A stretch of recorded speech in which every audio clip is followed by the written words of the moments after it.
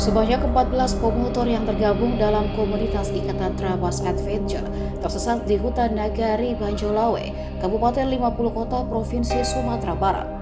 Namun mereka berhasil diselamatkan pada Senin 23 Januari dini hari setelah diinformasikan masuk hutan pada Minggu pagi.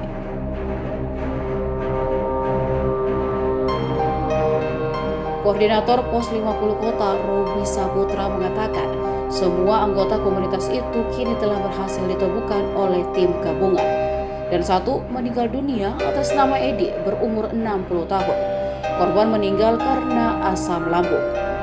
Robi menuturkan Pos SAR 50 Kota sampai di lokasi kejadian setelah dilaporkan pukul 01.30 waktu Indonesia Barat dan langsung melakukan pencarian terhadap para korban.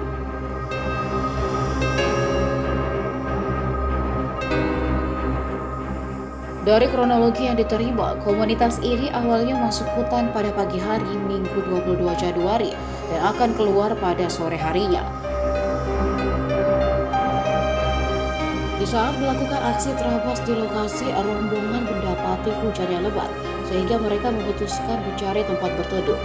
Namun hingga malam, para bikers ini belum juga menemukan jalan keluar dan posisi masih berada di dalam hutan. Posar yang menerima informasi kemudian bergerak menuju lokasi.